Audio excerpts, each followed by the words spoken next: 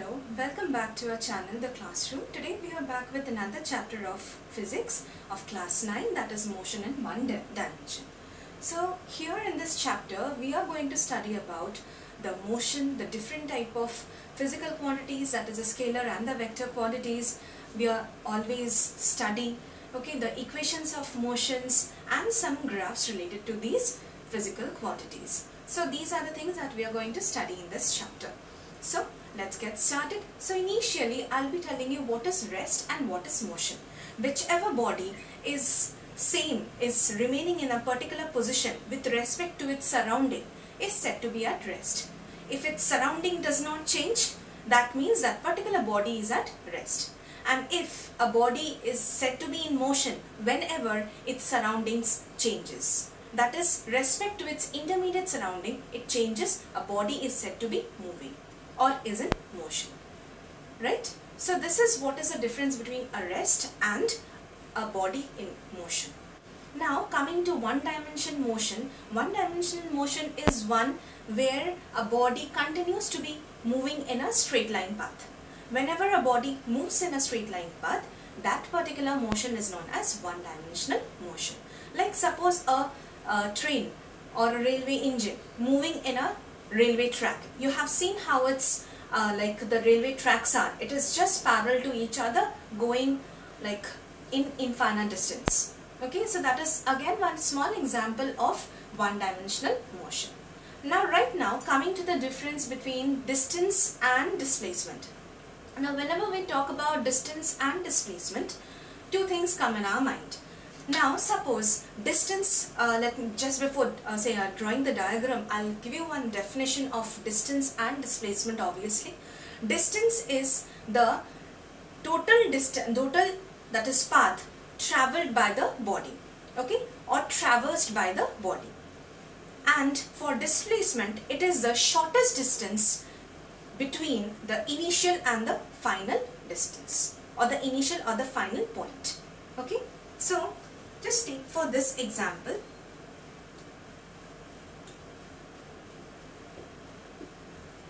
or you can also take this.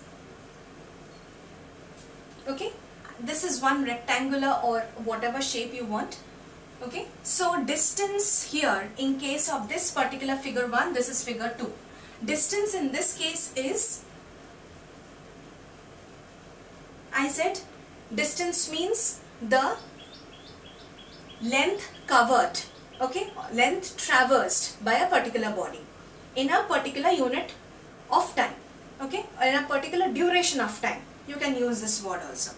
So distance here means AO plus OB, right? And in the second case here, distance, you can see it is not even a circle, not a semicircle. You don't know what it is. It's better if we measure these particular distance using, if it is just a small diagram with using a thread, okay, you can put the thread tip here and then slowly you can keep it here. Then you take a scale and measure it. Okay, that is a way of measuring these type of curved paths. So here I am measuring it with a thread and then with a scale, and here we can easily understand, we can take a scale and measure these two distances. AO plus OB will give us the distance, and here if we measure it, okay, this curvilinear path with using a thread will get the distance. Okay, that is a total distance traversed or total length traversed by a body in a particular time. That is distance. What about displacement? Displacement, I said, is the shortest distance covered between the final and the initial point, or initial and the final point. So in that case, if this is the initial point and this is the final point, then distance between these two is AB. So here AB is the displacement, okay, the shortest distance, this one. Okay, next in this case also, this particular, suppose I am naming it as O, okay, so displacement will be from position A to position B, this particular, that is B minus A. Okay, so this will be the displacement, this shortest distance. Suppose you have this as a particular road. Okay, which will be your shortest distance? This one. Okay, this straight line joining A and B will be the displacement. So this is how we come to the point about distance and displacement, right? And yes, let me mention, unit of distance is, that is SI unit is meter and CGS unit is centimeter. Same for your displacement. For SI unit it is meter and CGS unit it is centimeter. So this was all about distance and displacement. Next, coming to speed and velocity. What is the definition of speed? Speed is the distance traveled by a body in a particular interval of time. And the unit of speed is meter per second, whereas the CGS unit is centimeter per second, right? Now we have many terms along with speed, that is uniform motion, non-uniform motion, instantaneous speed, average speed, and so next we will be going to velocity. The same things will be followed over there. So before we start with velocity, let's discuss about these particular terms. What is the non-uniform or uniform speed? Uniform speed are the one in which equal distance is covered in equal interval of time by a particular body. Okay, that is equal amount of distance as well as in equal intervals of time is covered. So that is what is uniform speed. Coming to non-uniform speed, if a body covers unequal distances in equal intervals of time or within the same time, it is known as non-uniform motion. For example, suppose this uniform and non-uniform motion only I am talking about. Suppose it is covering 5 meters in 2 seconds. Okay. Next again 10 meters in 4 seconds. Again 15 meter in 6 seconds. So you can see that the interval, okay, this of the distances that it is covering is same, 5, 5 and so on. And here again in equal intervals of time, 2, 2 and so on, right? So this is what is the example of uniform motion. But suppose in 5 seconds, 5 meters, it is traveling in 2 seconds. Again for 12 meters, it is covering in 10 seconds. 15 meter in 15 seconds, right? And so on. So you can see here there is a difference of 7. Here there is a difference of 3, right? That means these are unequal. Unequal amount of distance travelled by the particular body in unequal time. This is suppose 8 difference and this is 5. So here also there is a difference.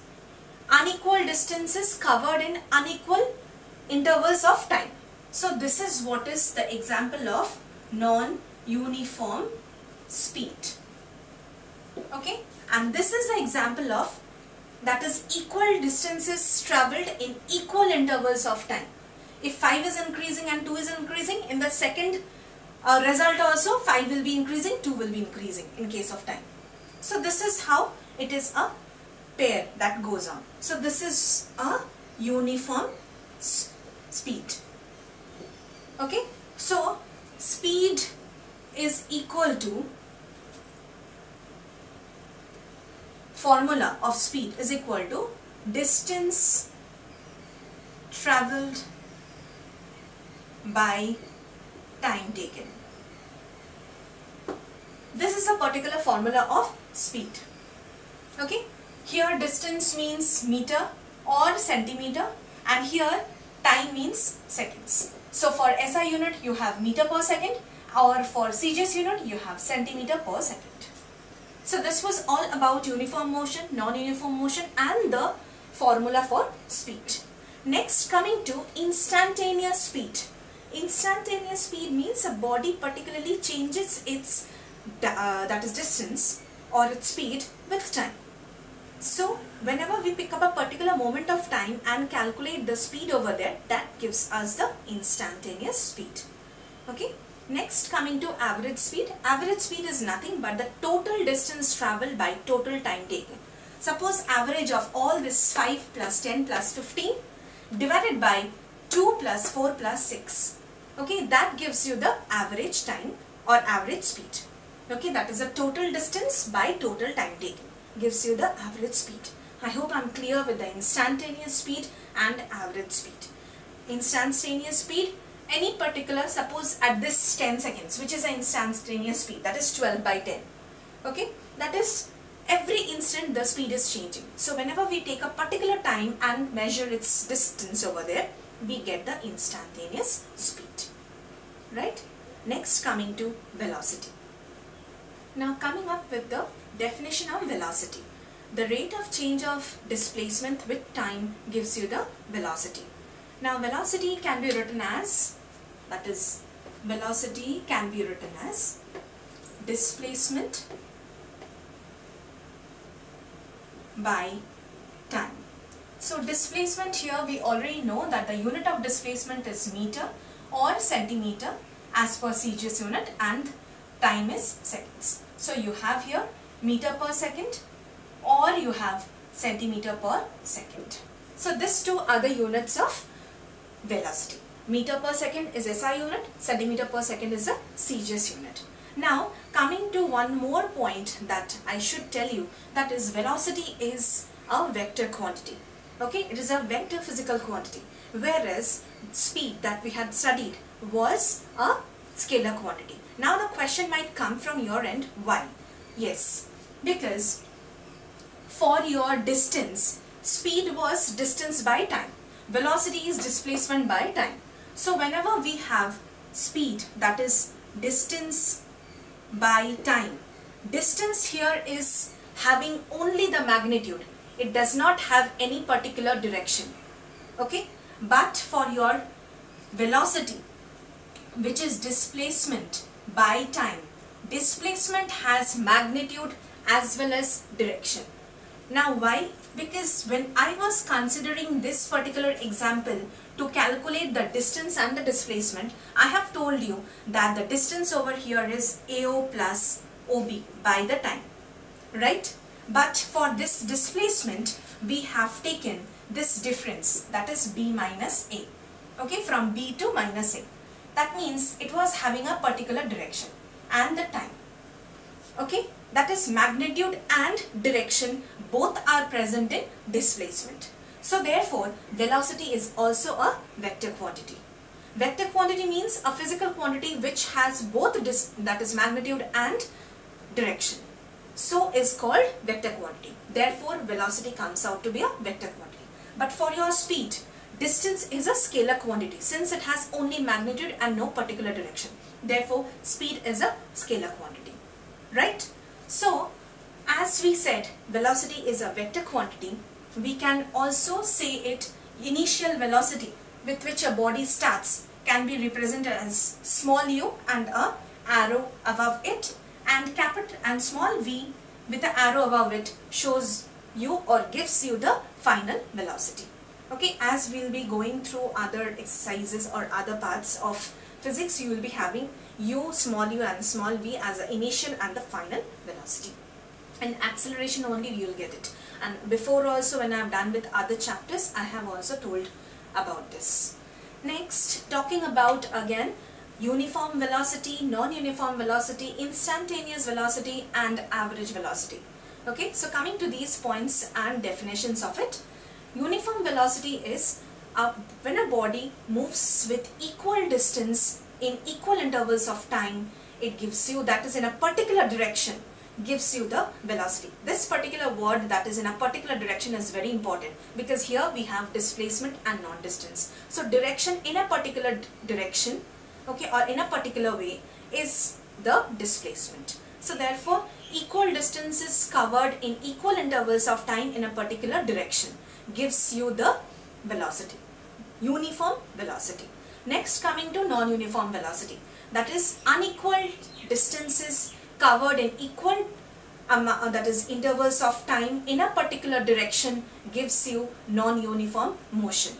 Or you also can say that equal distances covered in equal intervals of time but not in the same direction. Okay, whenever its direction changes means displacement is also going to change. Therefore, it becomes a non-uniform motion. So, non-uniform motion can be said in two ways. That is, one is unequal distances covered in equal intervals of time in a particular direction. Second one is equal distances covered in equal intervals of time in different directions. Okay, so this two, any one of them if you write is correct. Next, coming to instantaneous speed. In case of variable velocity, whenever a body moves with variable velocity, the velocity taken at a particular instant is the instantaneous velocity, right? And for average, that is velocity, we have the ratio of the displacement by the total time taken is the average velocity.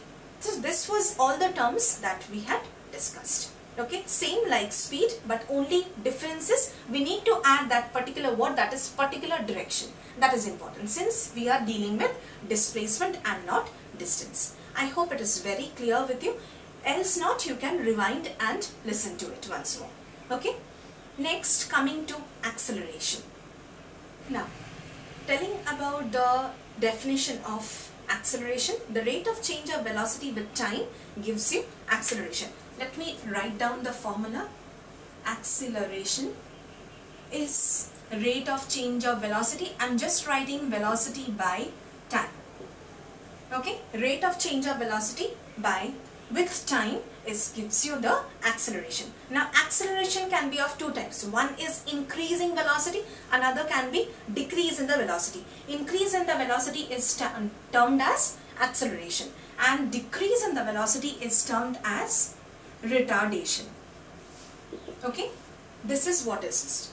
Both are same. This is also velocity by time, but decrease in the velocity is retardation, increase in the time is known as acceleration. Now we have the definition as, or the formula as, velocity by time. As you know, velocity is meter per second and time here is second. So we have meter per second square as the unit or SI unit of acceleration, and the CGS unit as centimeter per second by second gives you the centimeter per second square, which is a CGS unit of acceleration. Same for your retardation. Okay, so these were all the units of acceleration, and as usual we have already come to know that velocity is a vector quantity, so as acceleration is also a vector quantity. So now coming to the two to three different types of acceleration that we have heard. One is uniform acceleration, other one is variable acceleration. Now whenever we talk about uniform acceleration, it gives you the same idea that is there will be equal changes of velocity in equal intervals of time. That gives you uniform acceleration. And what about variable acceleration? That is, the change of velocity is not equal as per the change of time. It gives you variable acceleration, right? So these two other terms for your acceleration. And the third one which I would like to give you a small reminder is about acceleration due to gravity. Now there can be a difference. You might ask that what is the difference between acceleration and acceleration due to gravity?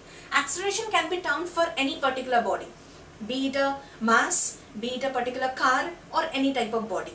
Okay, but whenever we talk about acceleration due to gravity, that means a particular body which is falling under the gravity. Okay, falling under the gravity, that is one which is pulled by the force of gravity.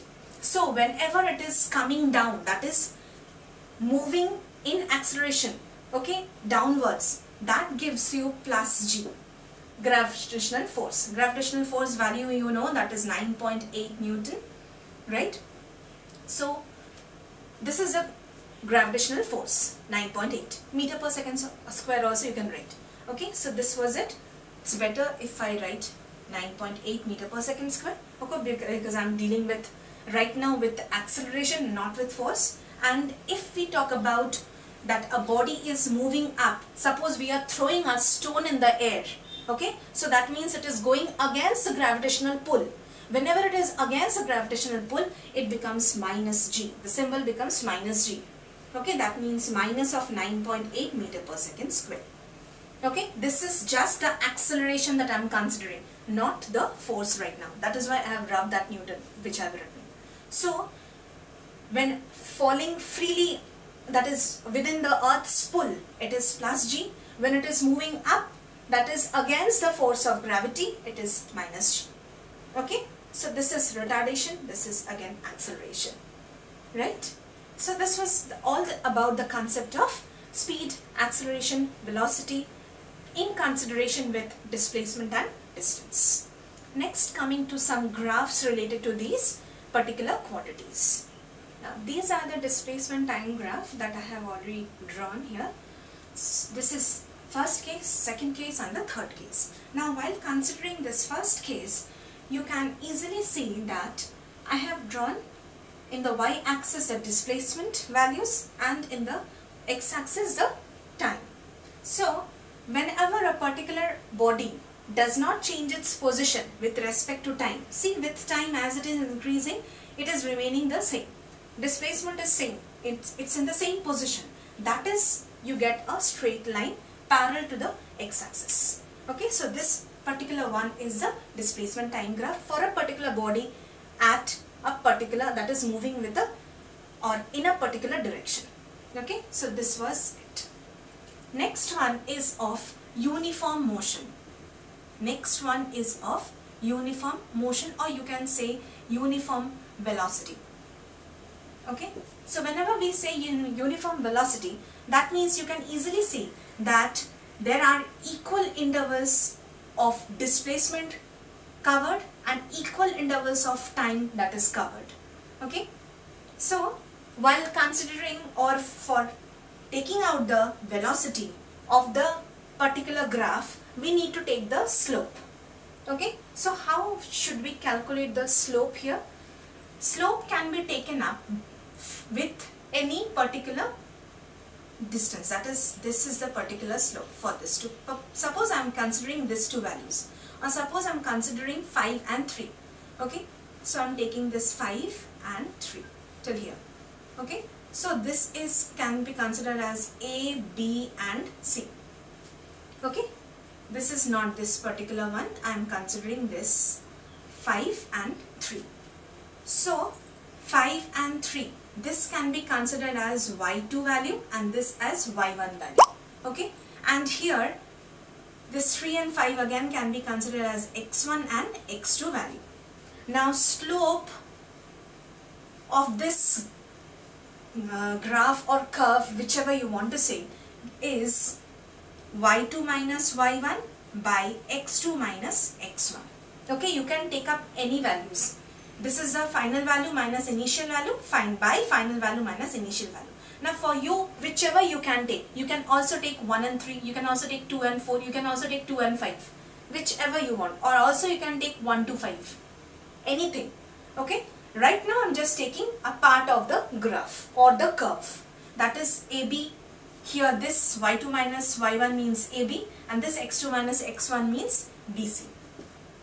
Okay, this value AB by BC. So here AB by BC, AB is how much?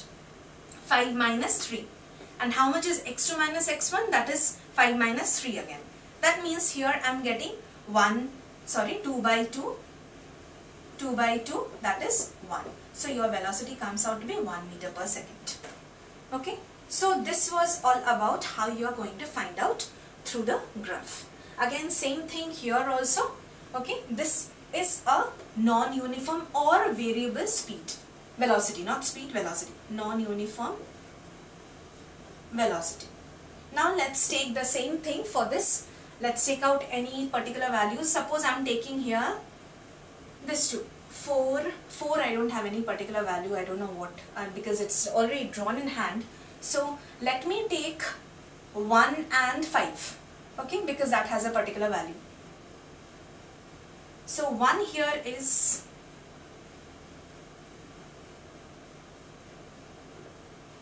So that means I'm taking out this. Okay. So for 1, let's take this as y1 and 5 as y2. And here in this case, this is as x1, this is as x2. So velocity here is y2 minus y1 by x2 minus x1, which you can also take it as OPQ. Okay, so it is OP by PQ. So what are the values? OP's value is 5 minus 1.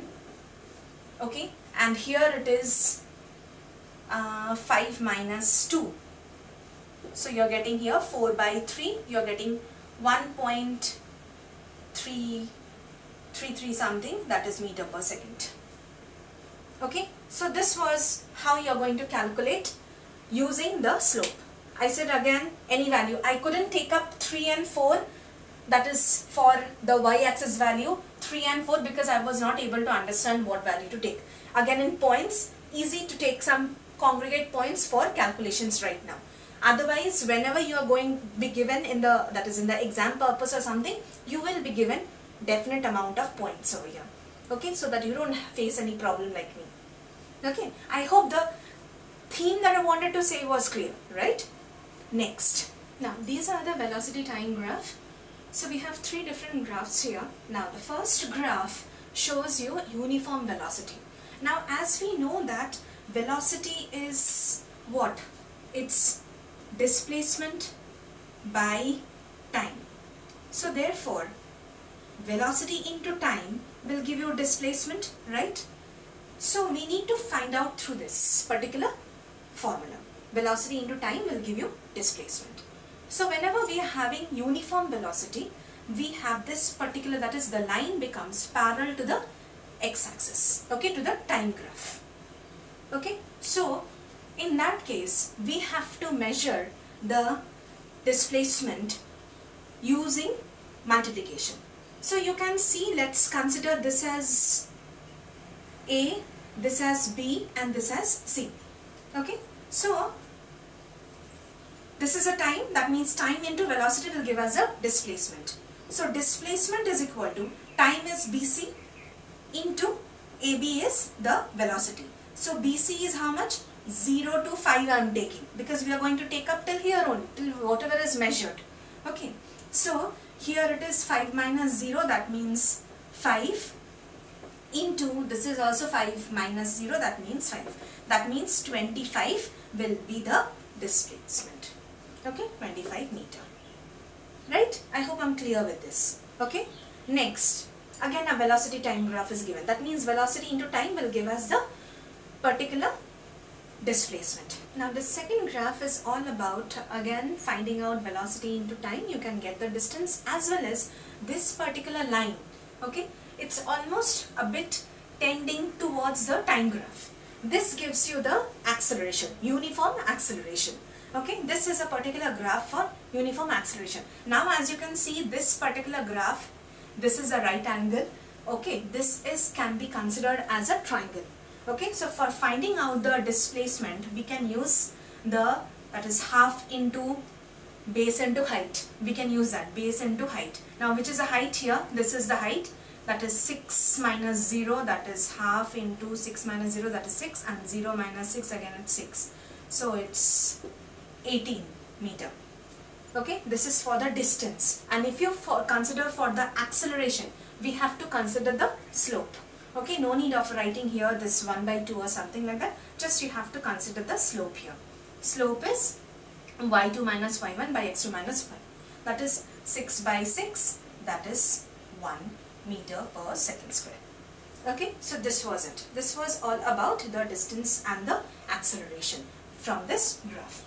Now the third graph is all about variable velocity. You can easily see how the velocity is changing with time.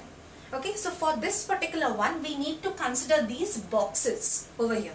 Okay, so considering the boxes, we have 1, 2, 3, 4, 5, 6, 7, 8, 9, 10, 11. Okay, so we have 11 boxes. Into, we will be seeing what are the length of these boxes, length and the breadth of these boxes. So it is 1 minus 0, you can take up any one. 1 minus 0, that is 1. and another one here also 1 minus 0, 1. So we have 11 meter. Okay, so this is the distance, or you can say the area covered. Fine. We are just simply going to find out the area in case of velocity versus time graph, because velocity into time gives us the displacement or the distance traveled in a particular direction. Now whenever these type of graph will be given, the questions, this particular graph will be given to you. Velocity time graph will be given to you. You may be asked to find out the displacement, or maybe you will be asked to find out the acceleration. That will be your work. Okay, for finding out the displacement for these different types, this is a variable one, this is the uniform acceleration, and this is your uniform velocity. So for these cases, you will have different types. So you will just use this particular theory in your head and complete solving the sums. This was all about the velocity and the time graph. Right? Next. Now, these are the acceleration time graphs. Okay? The first graph is all about, I've not mentioned here, it's about acceleration and time. Now again we know that acceleration is equal to velocity by time. So acceleration into time will give you the velocity, right? So when a body is stationary or is moving with uniform velocity, basically these type of graphs coincides with the time graph. That is why I have marked here with the red line so that it's visible to you. Okay, these graphs coincide with the timeline. Second graph is for uniform acceleration. Whenever a body is moving with an increase in velocity, the graph comes out to be parallel to the timeline. Okay, so this is the graph, acceleration time graph for uniform acceleration. Third one is, if velocity constantly decreases, retardation becomes constant. Okay, if the velocity constantly decreases, the retardation is constant. And the fourth one is again an acceleration time graph, but this particular graph is for acceleration due to gravity. Now for acceleration due to gravity, this you can see this is moving with 2 meter per second. Okay, so acceleration is 2 meter per second square, and it is moving, or the body is falling in equal intervals of time. Now for calculation of each, you have to calculate for each of these boxes. I'll show you the calculation. Now I have written down this. See, I have taken these blocks as A, B, C, D, E, F, G, H, I, J, just for marking it out. Now for calculation, the velocity, it will be different at different time intervals. Okay, so the acceleration at this part is 2 minus 0, that is 2, and the time is 1. So that means we get 2 into 1, that is 2 meter per second. Again for the second block, B, E, F, C, we get, again the acceleration is 2, the time difference is 1, so 2 into 1. Accordingly we have got for the rest 2. So this is how we are going to calculate separately for acceleration due to gravity. Okay, so this was all about the 4 graphs. Whenever you are asked for showing the acceleration for uniform motion or for a stationary object, this will be the particular graph. For a uniform acceleration, this will be the graph, okay, parallel to the time axis. And for retardation, that is, it becomes constant, this will be the particular graph, right? So this was all about the graphs, that is displacement time graph we have done, velocity time graph we have done, and acceleration time graph we have done. Okay, next. Now this is the derivation of the equations of motion using the graph. Okay, velocity time graph. Now the 3 equations of motions are v is equal to u plus at, s is equal to ut plus half at square, and v square is equal to u square plus 2as. So these are the 3 different equations of motion. Now dealing with the first one, let's study the graph first. This is a velocity time graph. As you can see, u is the initial velocity and v is the final velocity. So difference between them, if we consider the slope, for that this position C and A is y2 minus y1, and the x-axis wise slope is x2 minus x1. So OE is the time, O is t is equal to 0, that is time at 0, and E is time at t intervals of time. So whenever we consider position AB, okay, that means V minus U. Okay, final velocity minus initial velocity.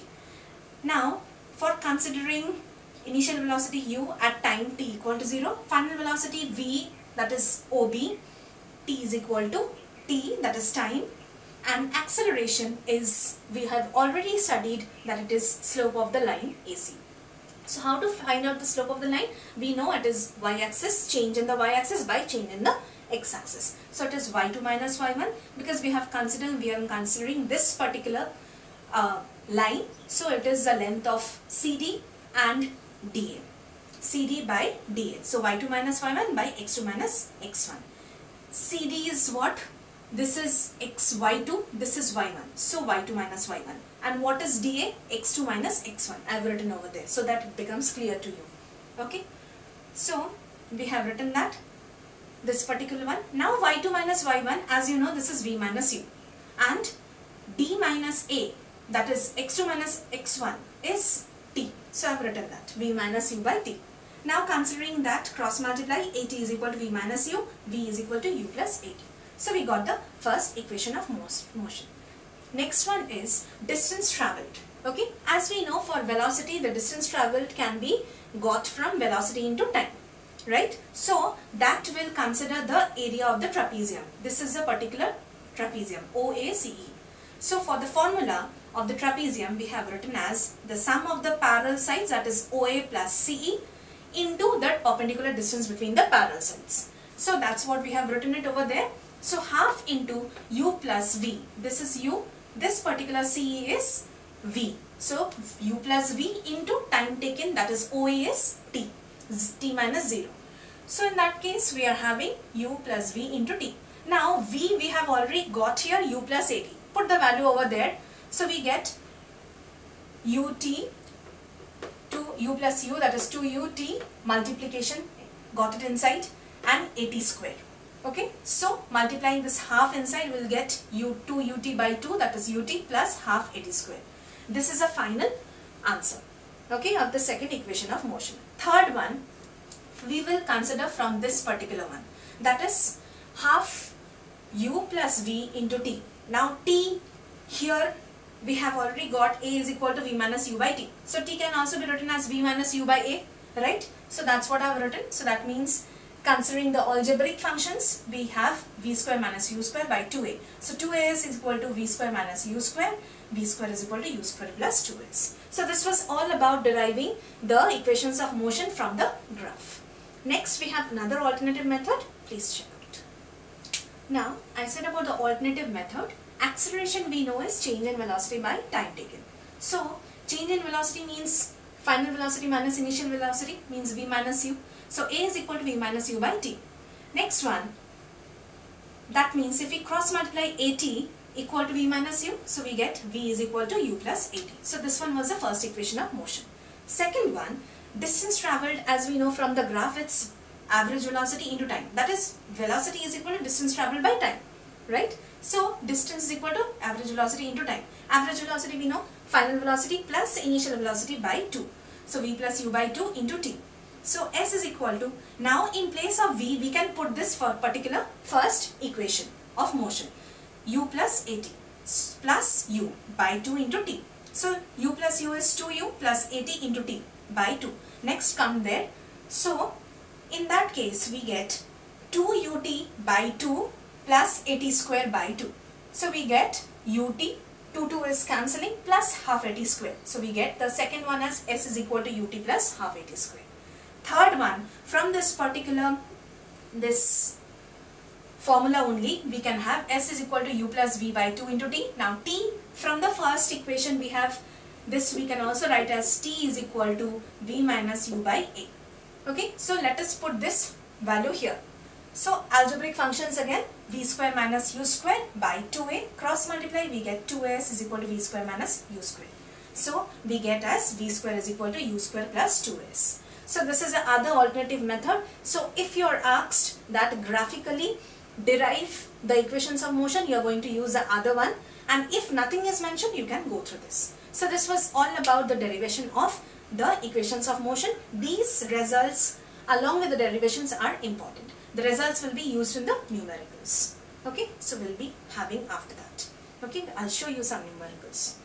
I hope it's very clear, right?